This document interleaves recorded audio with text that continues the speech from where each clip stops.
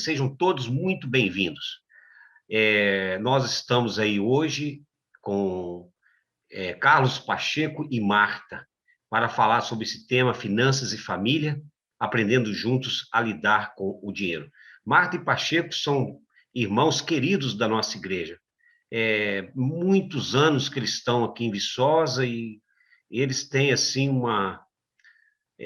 muita integração na igreja, né? Eles ocupam cargos de liderança e nós ficamos muito felizes, né, com o Pacheco e Marta, aquilo que eles representam para nós. O Pacheco é administrador, a Marta é pedagoga e os dois, né, tanto o Pacheco quanto a Marta, eles são servidores da Universidade Federal de Viçosa. E também eles têm duas filhas lindas, a Luísa e a Ana.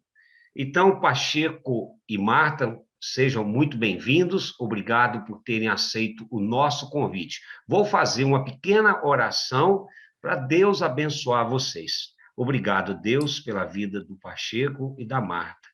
Toda a vida deles, nós muito agradecemos. Muito obrigado pela influência positiva que eles têm na nossa vida, na vida da igreja. É um casal exemplar para nós. E nós muito agradecemos, porque sempre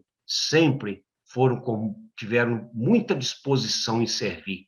Nós muito agradecemos mesmo e louvamos essa noite por ele estar conosco e por poder compartilhar com a gente esse tema tão relevante para cada um de nós e para as nossas famílias. Abençoa eles para que eles possam realmente falar aquilo que eles prepararam e que nós possamos ouvir de bom grado. Em Cristo Jesus. Amém. Estão com a palavra, irmãos?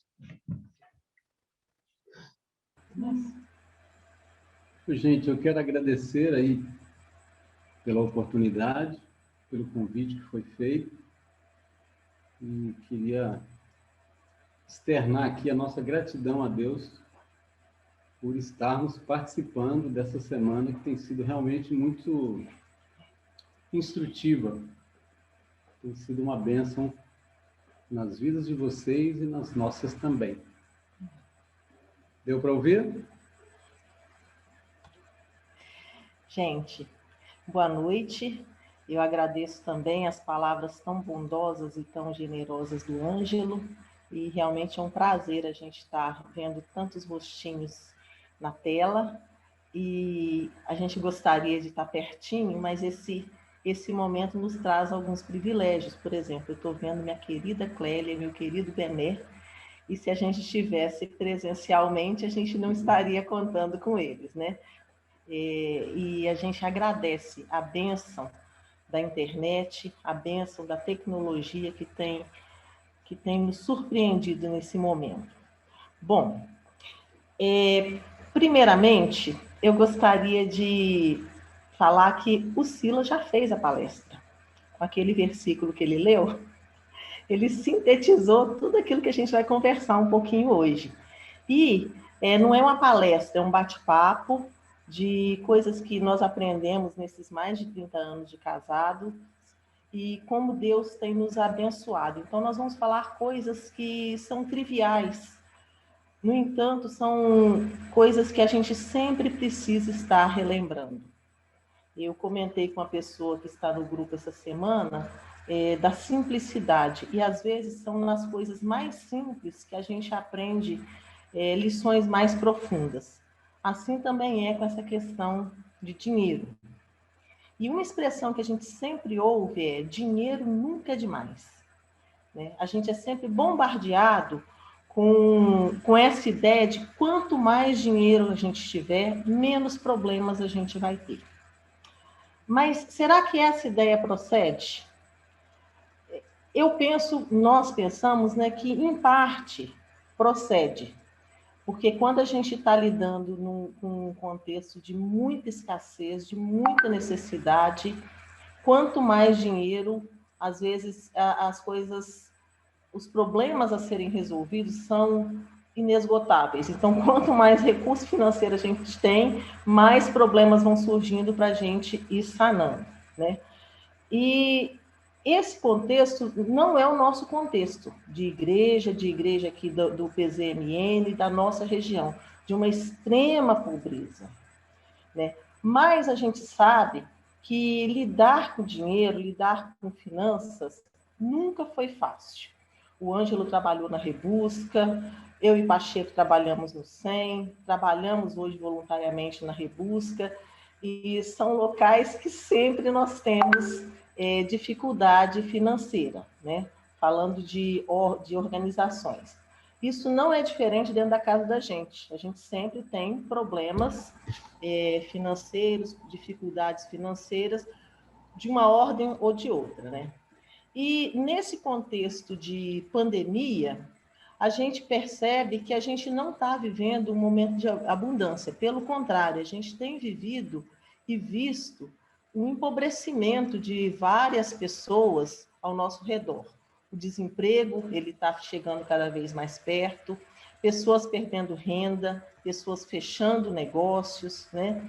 E nesse cenário, a gente precisa pensar, né? O que eu, como família, posso fazer, como eu estou enfrentando essa situação que está posta. O Brasil, ele está vivendo um empobrecimento maior ainda das famílias. Então, a pandemia, ela trouxe um paradoxo triste. As pessoas que têm mais dinheiro, os mais abastados, eles conseguiram, nesse período, acumular mais ainda. Enquanto que as pessoas mais empobrecidas, elas estão cada vez mais pobres e chegando num patamar que a gente classifica como extrema pobreza. O que é isso? É um patamar de pessoas, isso é um índice econômico que existe, e é um patamar de pessoas que vivem com menos de $1,50 por dia. Isso dá em torno de R$90 a R$150 por mês.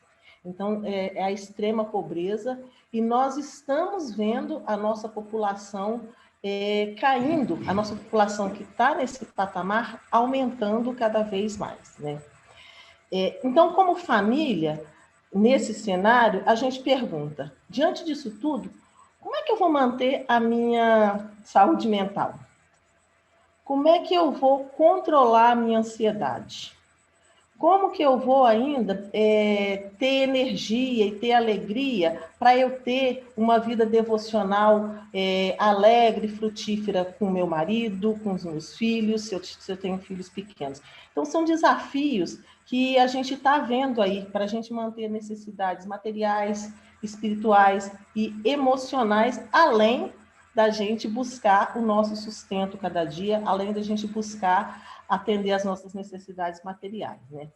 Então, a gente ficou pensando, se a gente partir para refletir sobre alguns princípios, a gente pode passar por esse período mantendo a questão da saúde mental, dos relacionamentos e controlando a nossa ansiedade. O Pacheco vai falar agora um pouquinho a respeito de alguns princípios para a gente lidar com o dinheiro. O primeiro dos princípios que nós listamos e que está baseado na palavra de Deus é o princípio da confiança. Confiança na provisão divina. Confiança na provisão das nossas necessidades básicas. Provérbios 10:3 diz: o Senhor não deixa ter fome o justo. Então, esse é um ponto-chave para o cristão. Porque o cristão sabe que o Senhor Deus o conhece. O Senhor Deus está sobre tudo e sobre todos. E Deus nos concede o que é necessário. Então, nós precisamos nos apropriar desta palavra e confiarmos em Deus com relação a este assunto. Mateus 6, lá no contexto do Sermão do Monte, diz 6,31. Portanto, não vos inquieteis dizendo: que comeremos, que beberemos, ou com que nos vestiremos? Já o apóstolo Paulo, na carta aos Filipenses, diz: e o meu Deus, segundo a sua riqueza em glória, há de suprir em Cristo Jesus cada uma de vossas necessidades. Então, este é o primeiro princípio, o da confiança. O segundo princípio é o do trabalho. O trabalho, meus irmãos, é fonte de bênção para o cristão, para o seu sustento. O nosso sustento depende do nosso trabalho. Nós trabalhamos para organizações, trabalhamos para pessoas, mas antes de qualquer coisa, nós trabalhamos para Deus também. Então, tendo essa perspectiva, o nosso trabalho deve ter um caráter honesto, vocacional e dedicado. Aqui a gente pode lembrar o Salmo 128, 1 e 2, que diz: bem-aventurado aquele que teme ao Senhor e anda nos seus caminhos. Do trabalho de tuas mãos comerás, feliz serás, e tudo te irá bem. O trabalho traz para as pessoas aquele senso de dignidade. Você tem condições, mediante o desenvolvimento de um trabalho, de ter o seu sustento provido. Ele vem do seu trabalho, sim, mas antes disso ele vem de Deus, que te deu saúde e te deu a oportunidade de desenvolver esse trabalho. O próximo princípio é o da mordomia. Aqui, nós temos que entender que nós precisamos ter responsabilidade com aquilo que Deus nos dá. Deus é o dono de tudo. O homem foi criado como mordomo da criação. Então, a queda fez a gente perder essa noção de que tudo é de Deus e que nós apenas administramos. E nós precisamos resgatar isso, porque a gente quer reter as coisas conosco. Nada nos pertence. E fica mais fácil você servir a Deus nessa área quando você tem essa perspectiva. Eu sou mordomo e eu devo utilizar os meus bens para a glória de Deus. Aqui nós vamos falar de uma referência em Gênesis 2:5. Tomou, pois, o Senhor Deus ao homem e o colocou no jardim do Éden para o cultivar e guardar. Cultivar aquilo que ele recebeu de Deus, né? Guardar aquilo que ele recebeu de Deus. O próximo é o contentamento, o próximo princípio. Esse princípio já foi abordado, inclusive, pela Neia. Contentamento significa você estar satisfeito com aquilo que Deus te deu, com aquilo que Deus te proporcionou, né? E para quem tem filhos em idade adolescente, isso pode ser um desafio, porque geralmente os nossos filhos nessa idade, eles se comparam com seus colegas, com os seus amigos. Então nós precisamos ter sabedoria para poder conseguir transmitir para eles essa questão do contentamento. Cada família é uma família, cada unidade é uma unidade, as rendas são diferentes, as expectativas são diferentes, as possibilidades também são diferentes. Então, não é uma situação fácil de se administrar, que é o que a gente faz somente pela graça de Deus.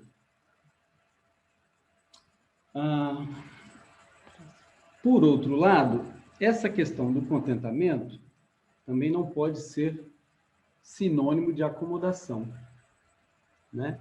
Nós estamos numa situação hoje, mas se houver condição de haver uma melhoria dessa situação, nós devemos buscar também. Vou ler aqui 1 Timóteo 6:8. Tendo sustento e com que nos vestir, estejamos contentes.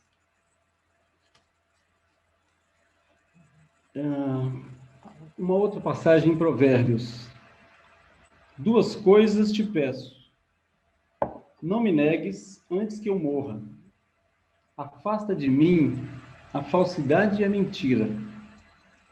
Não me des nem a pobreza, nem a riqueza. Dá-me o pão que me for necessário, para não suceder que, estando eu farto, te negue e diga, quem é o Senhor? Ou que, empobrecido, venha a furtar e profane o nome de Deus. Olha os extremos aos quais nós estamos sujeitos. E a oração que devemos fazer a Deus com relação a essa questão. O último princípio listado aqui é o da generosidade.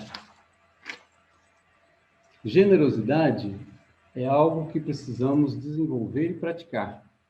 Nós precisamos ser sensíveis à necessidade dos outros.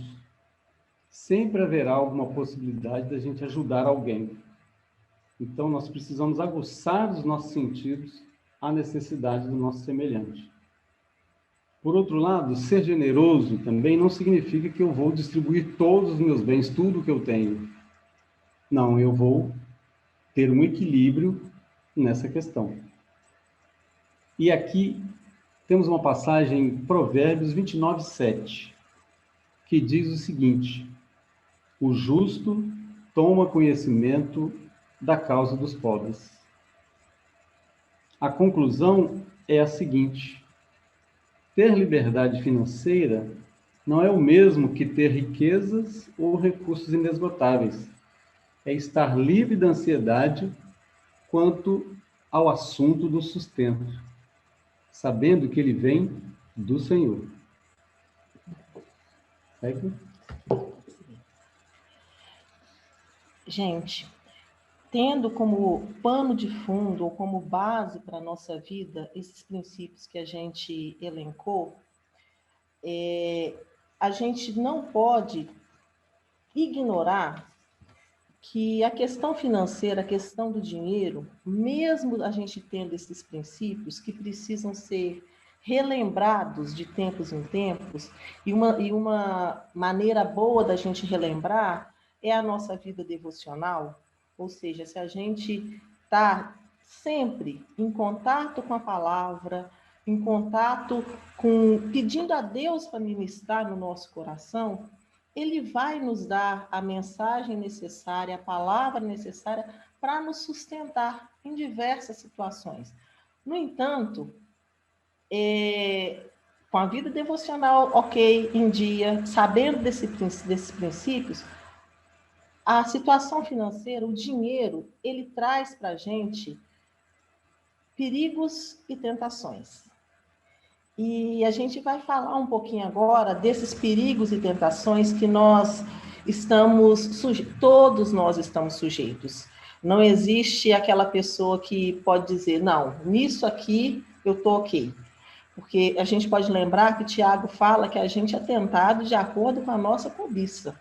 De acordo com as nossas inclinações, a gente é tentado, né? E um dos problemas que a gente tem, como o Pacheco leu o versículo aqui, que fala para a gente não ser tentado, que Deus não nos dê nem riqueza demais e nem pobreza demais, para a gente não ser tentado a abandonar a Deus ou a cair na questão de roubo ou coisa parecida.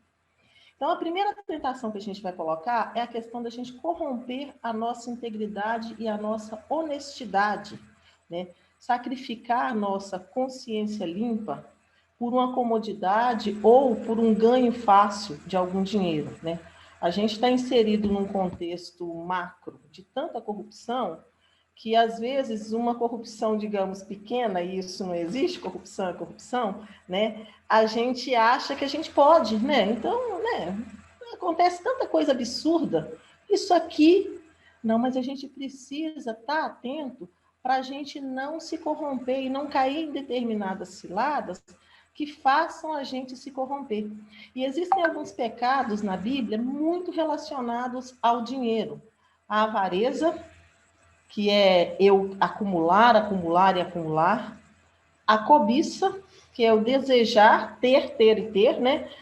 E a inveja, que é eu querer ter o bem do próximo, né? São pecados que a gente precisa estar atento e estar alerta para que a gente não caia nessas situações. Outra tentação muito perigosa é a questão de vícios. E, normalmente, vícios relacionados ao dinheiro, a gente pode colocar jogos, né? Vários jogos. No Brasil, a gente tem jogos lícitos, que são várias loterias que existem por aí, sorteios e etc. E existem jogos ilícitos. E a ilusão do ganho fácil do dinheiro, ela leva a gente a entrar, digamos, às vezes até por uma brincadeira, em alguma coisa que mais para frente pode se tornar um vício na nossa vida, né? Então, a gente precisa estar atento a coisas pequenas, por exemplo, o bolão da Mega Sena do final de ano. Quem não conhece um grupo que tem isso, né? Então, grupos de trabalho, grupos de amizade, vamos fazer um bolão porque ano novo, eu quero coisa nova, né? Então, são coisas que a gente está, sempre chega a gente, e a gente precisa estar atento, porque a partir de uma simples brincadeira, a gente pode criar determinadas compulsões na vida da gente que atrapalham e minam essa confiança que a gente tem que o nosso sustento vem de Deus. E que não adianta Mega Sena e loteria e muito dinheiro ou coisa parecida. Se a gente não tiver alicerçado de que o nosso sustento vem de Deus e de que Ele suprirá as nossas necessidades, a gente vai entrando nessas ciladas, né? Outra cilada, tentação, perigo, coisa parecida, é a questão do consumismo. E aí a gente volta a falar para a gente que já teve filho adolescente em casa, para quem tem filho adolescente no momento, o consumismo é difícil.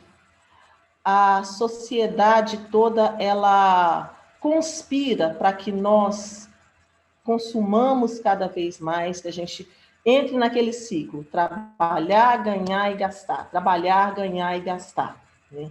E a gente não percebe que a gente está servindo a outro Deus que não é o nosso Deus, que o nosso tempo é para trabalhar, ganhar e gastar. Então a gente sucumbe a propagandas apelativas, a grifes, a seduções de coisas que às vezes a gente nem precisa.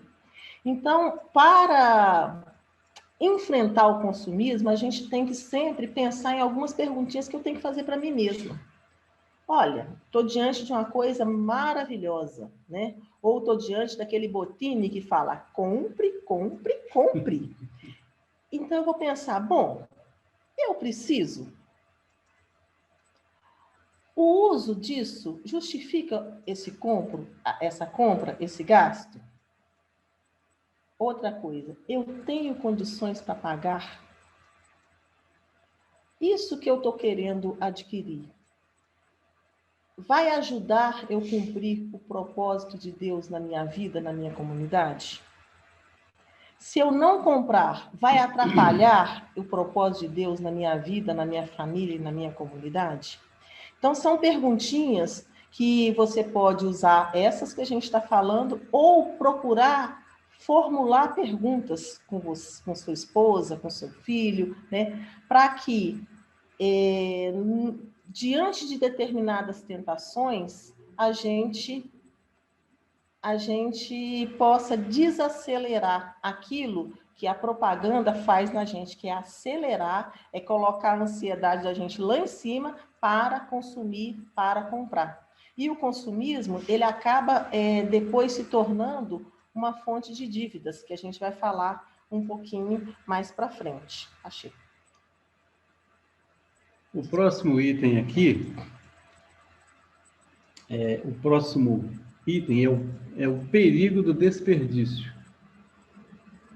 É aquele perigo silencioso que ronda as famílias no dia a dia. Uma torneira aberta, uma lâmpada acesa mais do que precisava, um aparelho eletrodoméstico ligado sem ninguém estar usando. Tudo isso são coisas que a gente pode evitar e significam dinheiro indo pelo ralo. E não só isso, já tem gente rindo aí, né? Mas desperdício de água, de energia, desperdício de alimento, desperdícios até de bens como roupa, que é algo que nós precisamos, de tempos em tempos, fazer aquela faxina no guarda-roupa e ver se dá aquela olhada. Eu preciso de tantos pares de sapato, eu preciso de tantas blusas. Eu estou falando sapato por causa das mulheres, mas no caso dos homens, né? Tênis, shorts, blusas e outras coisas. Então, será que não está na hora de praticar a generosidade, distribuir aquilo que eu vejo que está sobrando com outras pessoas, com quem tem menos do que eu? Então, a questão do desperdício. Uma outra coisa são as armadilhas que a gente chama hoje de armadilhas modernas, que, na verdade, elas apenas se sofisticaram, elas existem há anos, né? Os golpes de internet, as propagandas de TV, os modernos coaches aí que ensinam você a gastar por conta, aquelas mensagens de SMS que você recebe no seu celular dizendo de uma oportunidade única. Você clica agora e garante um produto por um preço ridículo, mas às vezes para um produto que você não precisava, entendeu?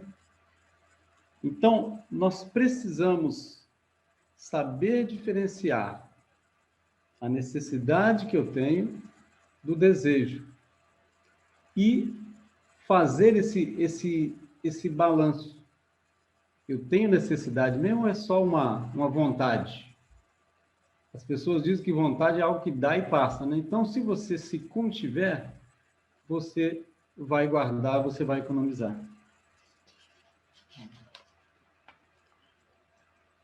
Gente, bom, depois a gente vê alguns princípios, depois a gente vê determinadas tentações que nós temos por causa do dinheiro e da vida financeira.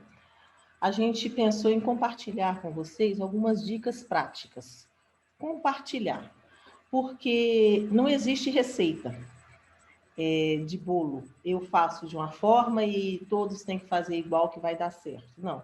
Mas existem algumas dicas que a gente percebeu ao longo da nossa caminhada que fazem sentido e outras pessoas também que adotaram, a gente acaba copiando um do outro, elas acabam por organizar a nossa vida financeira, por dar clareza para a gente nos meus recursos, como nós falamos, que são finitos, né?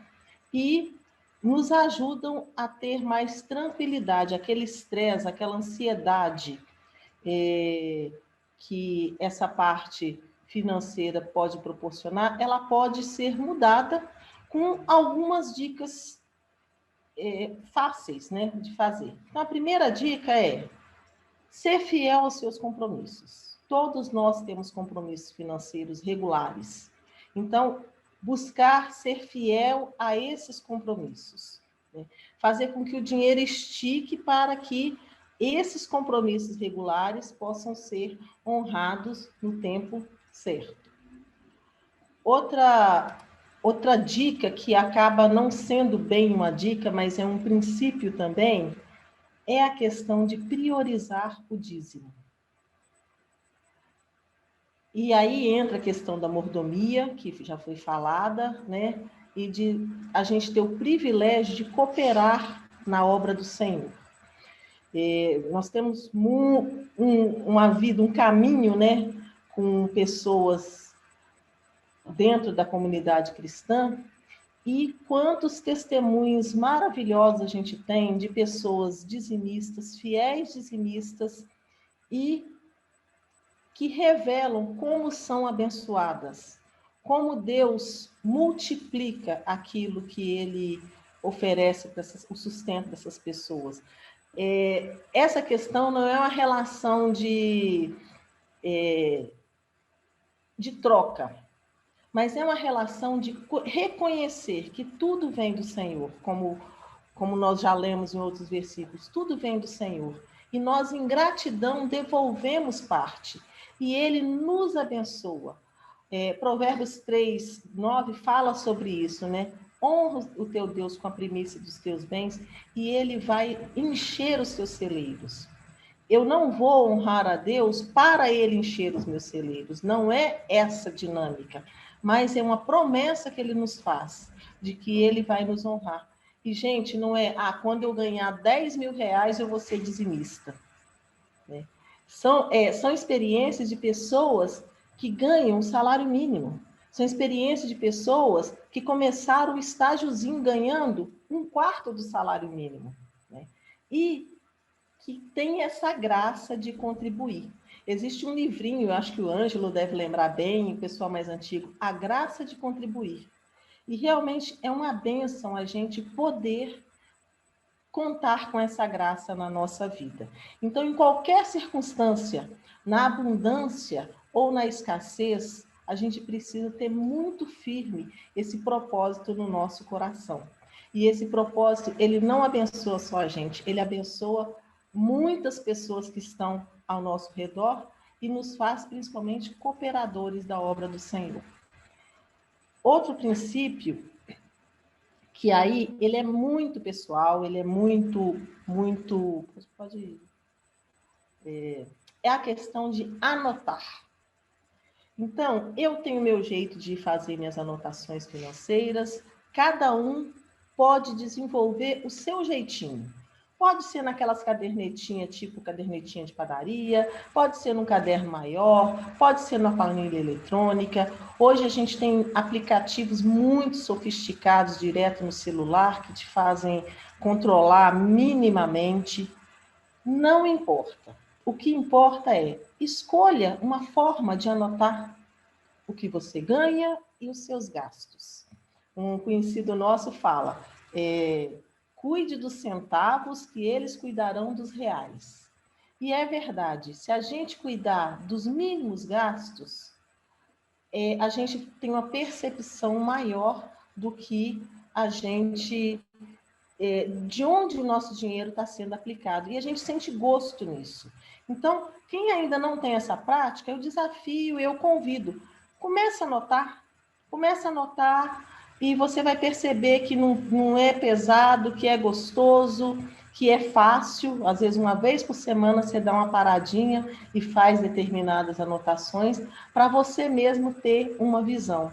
E as pessoas que estão endividadas, isso é fundamental, porque eu anotando, eu consigo ter uma perspectiva ou criar um plano para eu ir conseguindo, saldando as dívidas e os compromissos financeiros que eu, por algum motivo, não consegui honrar no tempo certo. Então, é uma dica preciosa essa questão de anotar. Mas, ao mesmo tempo,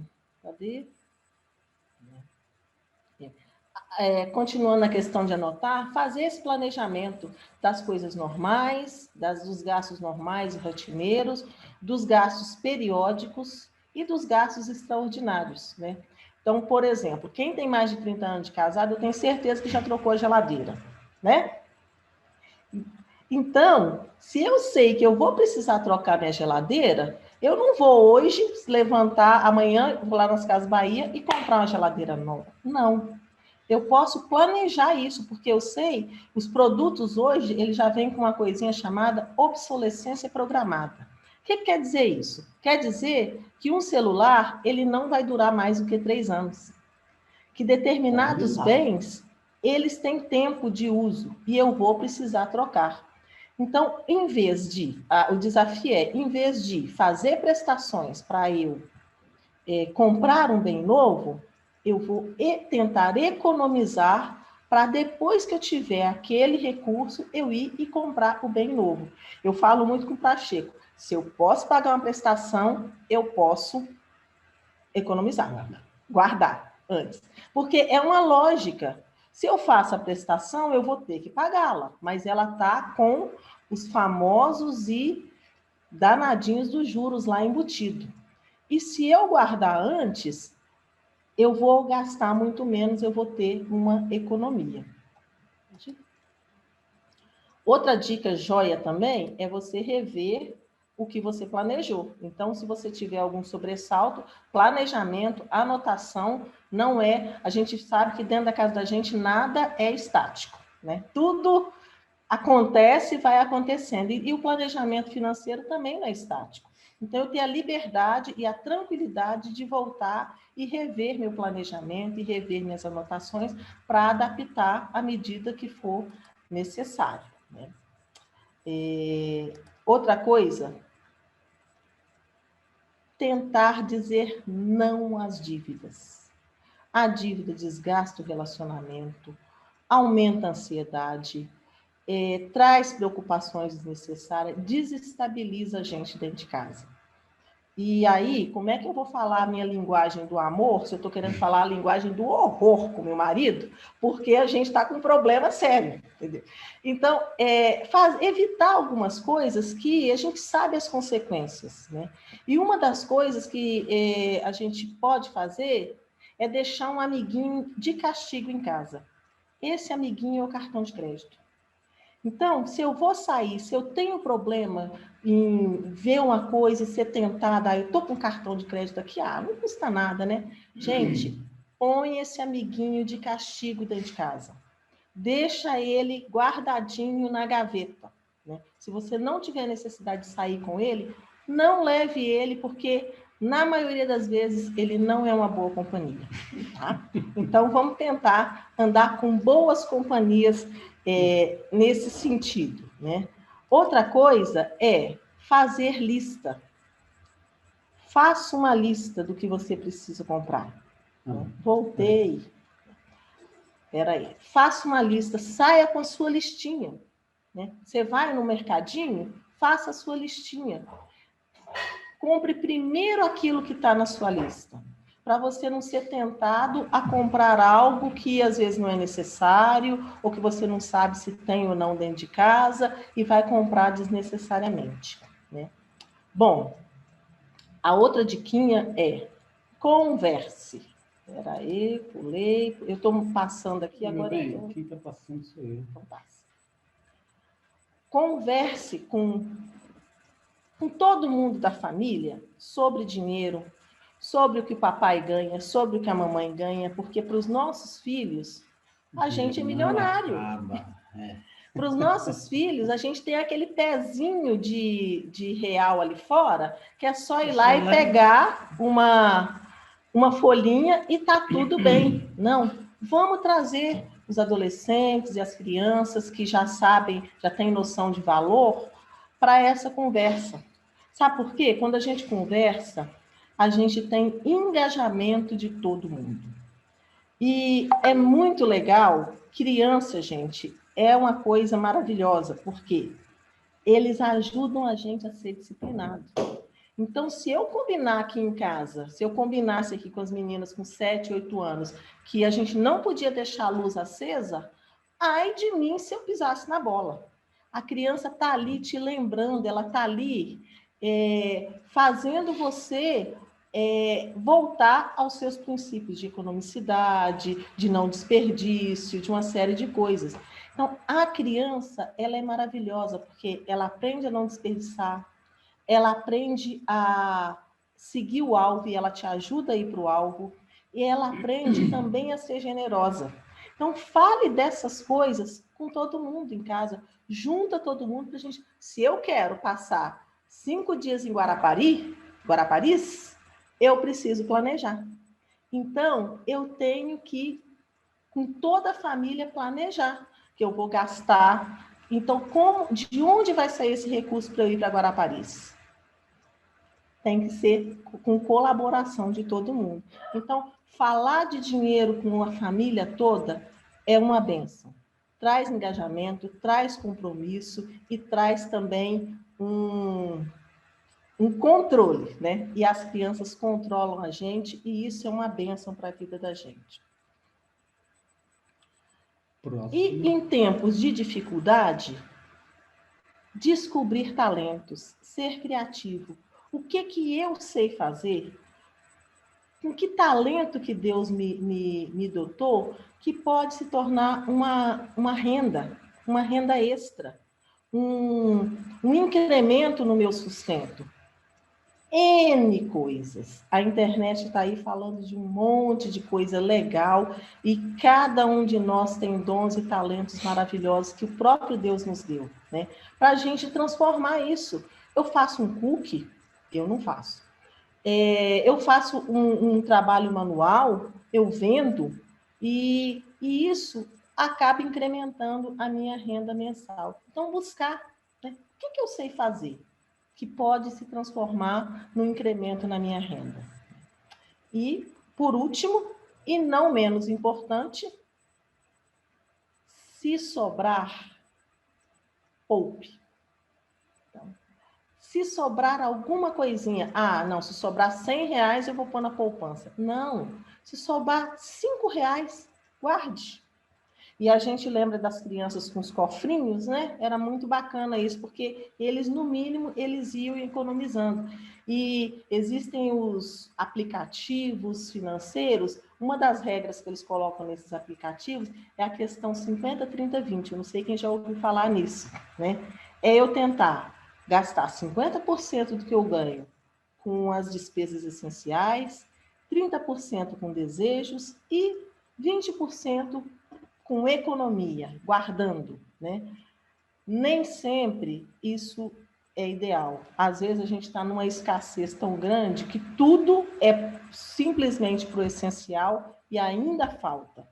Mas eu preciso ter plano para que, se tiver alguma sobra, por isso que a questão de anotar é importante e eleger prioridades, eu vou investir naquelas prioridades. E ainda assim, se tiver alguma sobrinha, eu vou guardar, eu vou colocar num fundinho lá para a gente fazer não sei o quê. E eu falava para as minhas meninas, vão guardar para uma necessidade ou para uma oportunidade. Então, sempre essa consciência de que o que eu guardar pode atender uma necessidade que eu vir a ter ou para uma oportunidade que surgir. Uma viagem, um passeio, né? Alguma coisa assim. Então, são essas dicas, existem muitas outras, né? Mas a gente gostaria de deixar essas dicas com vocês. E além dessas dicas, eu queria, só para descontrair, mostrar um slidezinho que está aqui no meio. Pacheco sendo Pacheco, gente. Isso aqui é só para a gente, né? Para ver quem se identifica com esse desenho. O de cima é quando o homem vai às compras, e aqui está o trajeto dele, passando pelas lojas, compra o que ele precisa e sai. Aqui embaixo você tem uma outra situação que é comum de acontecer e alguns maridos, né, se divertem contando para os outros, né?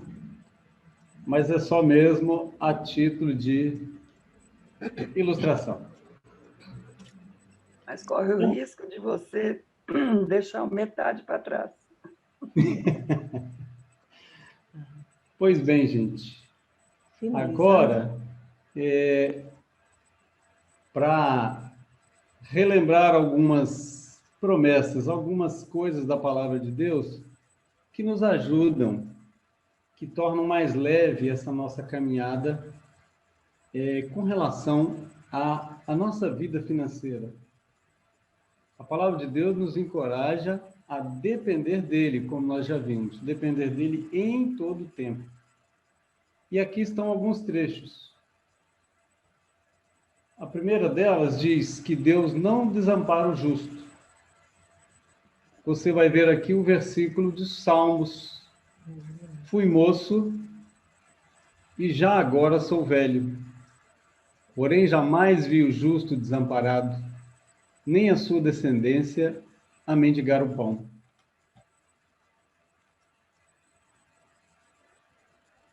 Mais uma. Priorizemos o reino de Deus. E aqui, mais uma passagem em Mateus 6,33, que diz: buscai, pois, em primeiro lugar o seu reino e a sua justiça, e todas estas coisas vos serão acrescentadas. O contexto ali não é do que estaria sobrando, mas do necessário. Aquela passagem diz daquilo que nós precisamos. E aqui outra, também do Sermão do Monte, onde nós lemos que observai as aves do céu, não semeiam, não colhem, nem ajuntem celeiros, contudo, vosso Pai Celeste as sustenta. E nós, gente, nós valemos muito mais do que aves. Está em Mateus 6,26. Para encerrar, um pensamento de David Livingstone, o missionário. Não darei valor a qualquer coisa que possua, a não ser a luz do relacionamento com o reino de Deus. Utilizarei tudo o que possuir para promover a glória daquele a quem devo toda a minha esperança no tempo e na eternidade.